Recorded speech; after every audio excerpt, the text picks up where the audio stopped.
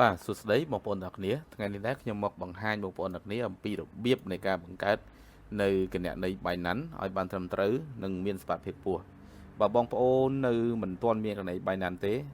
អាចតាមដានវីដេអូនេះខ្ញុំនឹងបង្ហាញតាមដំណាក់កាលនីមួយៗដើម្បីឲ្យបងប្អូនងាយស្រួលយល់បាទដំបូងមុននឹងបងប្អូនបង្កើតគណនី Binance បងប្អូនត្រូវតែមាននៅ Gmail មួយដើម្បីចុះឈ្មោះនិងដើម្បីធ្វើការទទួលនៅលេខសម្ងាត់ចំនួន6ខ្ទង់ដែលខាង Binance នឹងផ្ញើទៅនៅពេលដែលបងប្អូនចុះឈ្មោះតាមរយៈ Gmail របស់បងប្អូនជំហានដំបូងបងប្អូនត្រូវចូលទៅកាន់ link ខាងក្រោមវីដេអូដែលខ្ញុំបានដាក់នៅខាងក្រោមវីដេអូហ្នឹងបងប្អូនចុចទៅលើ link ហ្នឹងទៅហើយនឹងឃើញផ្ទាំងមួយដែលដូចខ្ញុំបានបង្ហាញនៅលើអេក្រង់ទូរស័ព្ទឬអេក្រង់កុំព្យូទ័ររបស់បងប្អូនអញ្ចឹងនៅត្រង់កន្លែងចំណុចនេះគេដាក់ថា email និង phone number ហ្នឹងបងប្អូនបំពេញនៅ email របស់បងប្អូនទៅឥឡូវខ្ញុំសូមបំពេញនៅ email មួយដើម្បីឲ្យបងប្អូនងាយស្រួលយល់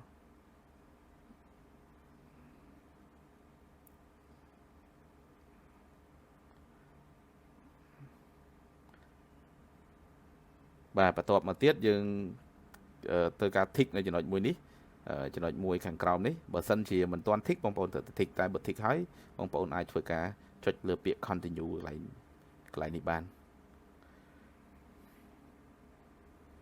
បាទឥឡូវនេះយើងមកដល់ផ្ទាំងចំណុចមួយនេះគឺវាទាមទារឲ្យយើងចូលទៅក្នុង Gmail របស់យើងដើម្បីទៅយកនៅលេខសម្ងាត់ចំនួន6ខ្ទង់ដែលខាង Binance គេផ្ញើឲ្យយើងឥឡូវខ្ញុំសូមចូលទៅកាន់ Gmail ដែលខ្ញុំបានបង្កើតមិញតែម្ដងដើម្បីទៅយកនៅលេខកូដចំនួន6ខ្ទង់មកបំផាយលេខកូដនៅត្រង់ប្លោះកន្លែងនេះ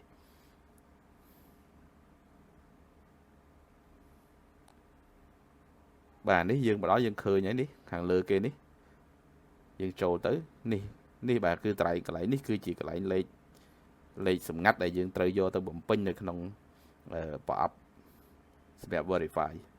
ឥឡូវខ្ញុំសូម copy តែម្ដងហើយយើងចូលទៅកាន់ Binance វិញហើយយើងផាសទៅបាទបន្ទាប់មកដល់ត្រង់ចំណុចនេះគេទាមទារឲ្យយើងបង្កើតនៅ password ផ្ទាល់ខ្លួនរបស់យើង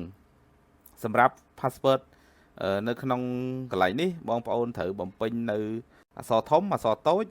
មានលេខនិងមានសញ្ញាពិសេសឥឡូវខ្ញុំសូមបំពេញឲ្យបងប្អូនងាយស្រួលក្នុងការយល់ឥឡូវខ្ញុំបើកសញ្ញាកន្លែងខាងនេះដើម្បីឲ្យបងប្អូនងាយស្រួលមើលឧទាហរណ៍ថាបងប្អូនដាក់អក្សរធំខាងមុខមួយដាក់គីមអញ្ចឹងទៅគីមហួងអីអញ្ចឹងទៅឥឡូវថាគីមអញ្ចឹងចុះហើយត្រូវមានលេខប្រហែលខ្ទង់ក៏បានដែរស្រាប់តែបងប្អូនដាក់ហើយបន្ទាប់មកទៀតបងប្អូនត្រូវដាក់សញ្ញាពិសេសអីក៏បានដែរដែលជាសញ្ញាពិសេសគឺមានដូចជាដុល្លារដូចជាមានសញ្ញាសញ្ញានេះហើយនឹងសញ្ញា add មួយនេះ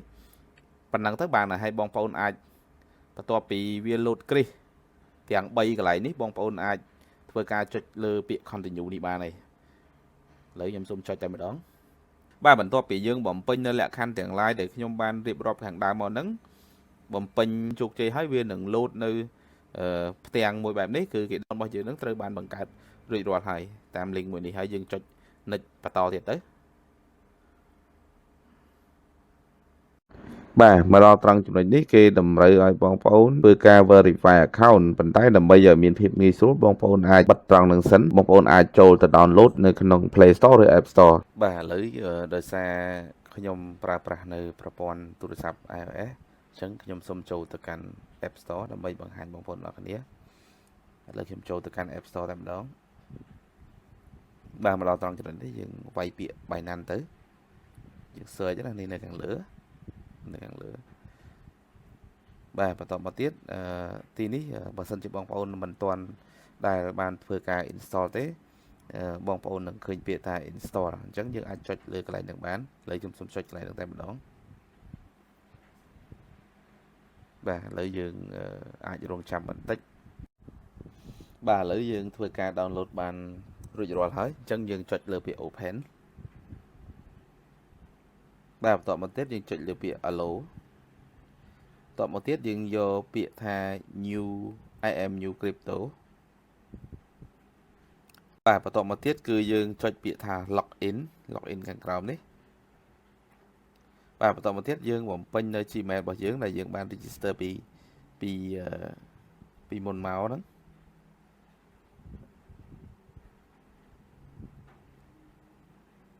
បាទបន្តមកយើងយកពាក្យ continue បាទឥឡូវយើងបំពេញ password របស់យើងមក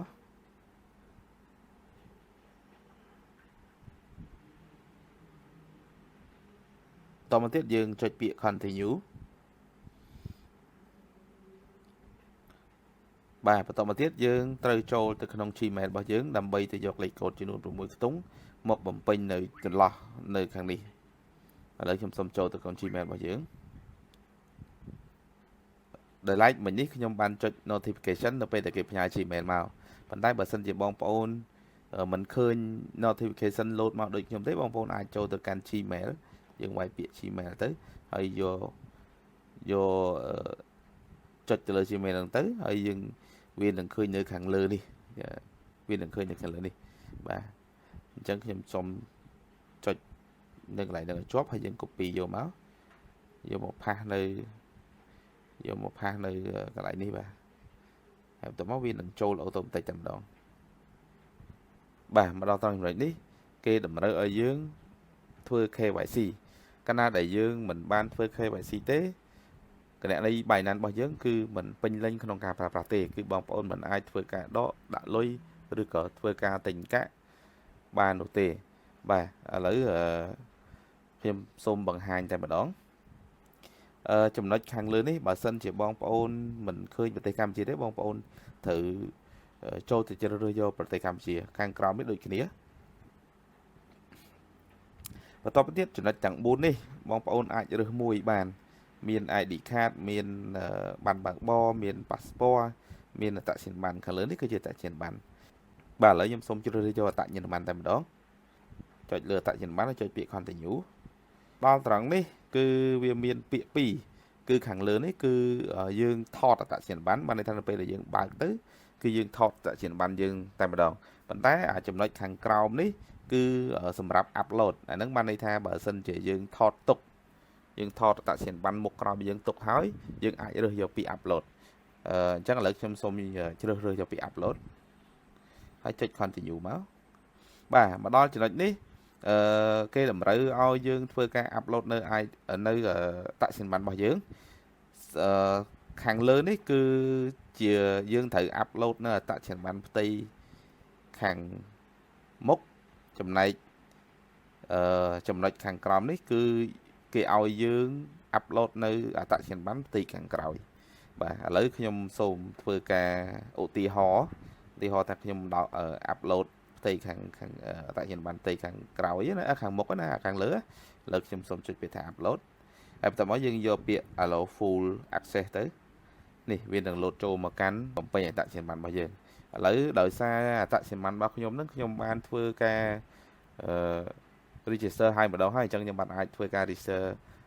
ដងទៀតបានទេព្រោះថាអត្តសញ្ញាណប័ណ្ណមួយអាចមានសិទ្ធិធ្វើការ register បានតែម្ដងទេអញ្ចឹងហើយខ្ញុំសូមឧទាហរណ៍យករូបមួយដើម្បីឧទាហរណ៍ចុះឧទាហរណ៍ថាឥឡូវខ្ញុំយករូប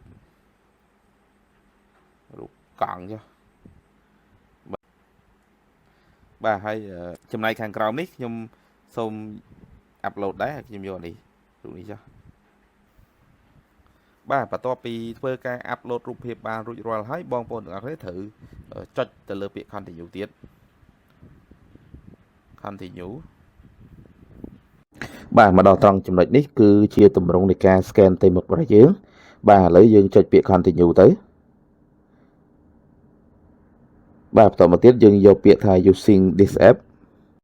បាទបន្តមកទៀតបងប្អូនចូលមកកាន់ទម្រង់ scan ទៅមុខអញ្ចឹងបងប្អូនគ្រាន់តែធ្វើតាមការណែនាំរបស់គេអញ្ចឹងទៅបានន័យថាងើយក្បាល